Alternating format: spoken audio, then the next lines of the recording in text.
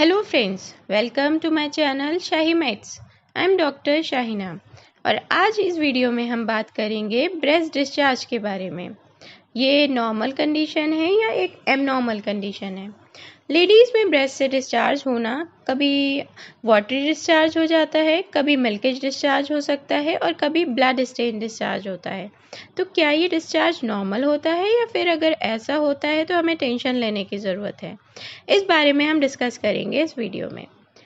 तो ब्रेस्ट के जो निपल होते हैं उसमें से प्रेगनेंसी के टाइम या फिर बेबी को फीड कराने के बाद अगर मिल्केज डिस्चार्ज होता है तो ये एक नॉर्मल कंडीशन कहा जाता है। और सिर्फ यही दो कंडीशन ऐसी होती हैं जिसमें अगर ब्रेस्ट से कोई भी किसी भी तरह का सेक्रेशन हो रहा है तो वो एक नॉर्मल माना जाता है, यानी कि प्रेगनेंसी में होने वाला डिस्चार्ज या फिर प्रेगनेंसी के बाद डिलीवरी के बाद होने वाले डिलीवरी के टाइम पे होने वाला ब्रेस्ट में से डिस्चार्ज। ये दो कंडीशन ऐसी होती हैं जिनको ब्रेस्ट में से अगर डिस्चार्ज होता है तो उसको नॉर्मल कहा जाता है। इसके अलावा अगर किसी लेडीज़ को ब्रेस्ट में से डिस्चार्ज आता है तो उससे नॉर्मल कंडीशन नहीं कहा जाता है। तो डेफिनेटली इसको ऐसी कंडीशन को एवेल्यूएट करने की बहुत ज़रूरत है और ऐसी कंडीशन में डॉक्टर को फ़ौरन कंसल्ट करना चाहिए और उससे बात करनी चाहिए इस बारे में। ये डिस्चार्ज लेडीज़ में अलग अलग टाइप्स का हो सकता है, जैसे कि कभी ये मिल्किश हो सकता है यानी कि दूधिया कलर का हो सकता है, कभी ये डिस्चार्ज वाटरी यानी कि पानी जैसा हो सकता है, कभी ये डिस्चार्ज येलोइश हो सकता है यानी कि हल्का फुल्का येलोइश कलर का, उसमें ग्रीनिश भी मिक्स हो सकता है कभी कभी, और कभी कभी ये डिस्चार्ज ब्लड स्टेन भी हो सकता है या फिर कभी ब्राउन रेड कलर का डिस्चार्ज भी हो सकता है। ब्रेस्ट के निपल में से डिस्चार्ज आने के बहुत सारे रीजंस हो सकते हैं, जैसे कि ब्रेस्ट में से कभी कभी इन्फेक्शन भी हो सकता है, जैसे कि मेस्टाइटिस में ब्रेस्ट एब्सिस की वजह से भी डिस्चार्ज हो जाता है कभी कभी ब्रेस्ट से। थायराइड प्रॉब्लम जिन लोगों में होती है तो उनमें से भी ऐसी लेडीज़ में भी ब्रेस्ट से डिस्चार्ज हो जाता है। प्रोलैक्टिन की वजह से भी ब्रेस्ट से डिस्चार्ज हो सकता है। कभी कभी ब्रेस्ट कैंसर भी निपल में से डिस्चार्ज का रीज़न हो सकते हैं। फाइब्रोसिस्ट के केस में जिसमें कि हार्मोनल चेंजेस हो जाते हैं उसमें से भी ब्रेस्ट डिस्चार्ज हो सकता है। कभी कभी कुछ दवाएं ले रही होती हैं कुछ लेडीज़, उसकी वजह से भी ब्रेस्ट में से डिस्चार्ज हो सकता है, यानी कि कुछ दवाएं ऐसी चल रही होती हैं उन लेडीज़ की जिसकी वजह से ब्रेस्ट में से डिस्चार्ज हो सकता है। जैसे कि कुछ एंटी डिप्रेसेंट ड्रग्स होती हैं उसकी वजह से ब्रेस्ट में से डिस्चार्ज हो सकता है। कुछ बीपी कंट्रोल करने वाली दवाएं होती हैं उससे भी ब्रेस्ट में से डिस्चार्ज हो सकता है। कुछ एसिडिटी कंट्रोल करने वाली दवाओं से भी ब्रेस्ट डिस्चार्ज हो सकता है। कुछ हर्बल मेडिसिन भी ऐसी होती हैं जिसको इस्तेमाल करने से लेडीज़ से ब्रेस्ट डिस्चार्ज होने के चांसेस रहते हैं। डक्टल एक्टेसिया यानी कि डायलेटेड डक्ट्स की वजह से भी ऐसा हो सकता है। इंट्राडक्टल पैप्लियोमा की वजह से भी ब्रेस्ट से डिस्चार्ज आ सकता है।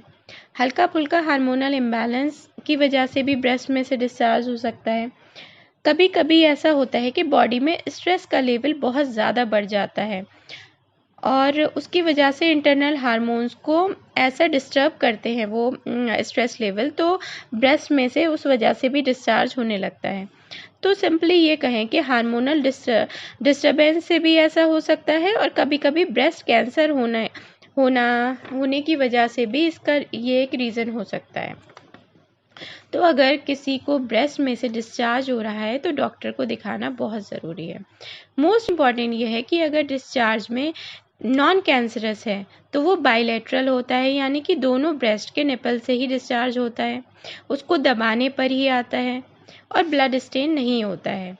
वो या तो फिर मिल्किश होता है, वाटरी होता है या फिर येलो ग्रीन कलर का होता है। पर जो कैंसरस कॉजिंग डिस्चार्ज होता है यानी कि उसमें कैंसर के होने के चांसेस ज़्यादा होते हैं, वो यूनिलैटरल डिस्चार्ज होता है, यानी सिर्फ एक ब्रेस्ट से ही डिस्चार्ज होता है, दोनों से नहीं होता है। वो डिस्चार्ज अपने आप निकलता रहता है, यानी कि ब्रेस्ट को प्रेस करने की ज़रूरत नहीं होती है, वो डिस्चार्ज अपने आप ही आता रहता है। और ब्लड स्टेन डिस्चार्ज होता है तो भी कैंसर के चांसेस ज़्यादा रहते हैं। इन्वेस्टिगेशन की बात की जाए तो ये डिस्चार्ज लेकर अगर डॉक्टर के पास जाते हैं तो डॉक्टर इसका टेस्ट कराते हैं और इसके अंदर किस तरह से सेल्स बन रहे हैं उसको देखते हैं। अगर कम एज में है तो सोनोग्राफी कराई जाती है, और अगर एज ज़्यादा है यानी कि अगर 40-45 से ज़्यादा है तो मैमोग्राफी कराई जाती है। ब्लड टेस्ट भी कराए जाते हैं, जैसे कि थायराइड और प्रोलैक्टिन को डिटेक्ट करने के लिए ब्लड टेस्ट कराए जाते हैं। तो अगर किसी लेडीज़ के ब्रेस्ट में के निपल में से डिस्चार्ज आ रहा है और वो प्रेग्नेंट नहीं है या फिर डिलीवरी के बाद वाली कंडीशन नहीं है, तो डेफिनेटली उसको इग्नोर नहीं करना चाहिए और अपने डॉक्टर को ज़रूर कंसल्ट करना चाहिए।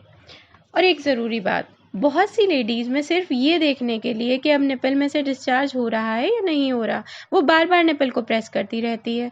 तो ऐसा करना भी बहुत गलत है, क्योंकि जितना उसको प्रेस करेंगे वो डिस्चार्ज उतना ही स्टिमुलेट होगा और उससे वो और बढ़ जाएगा।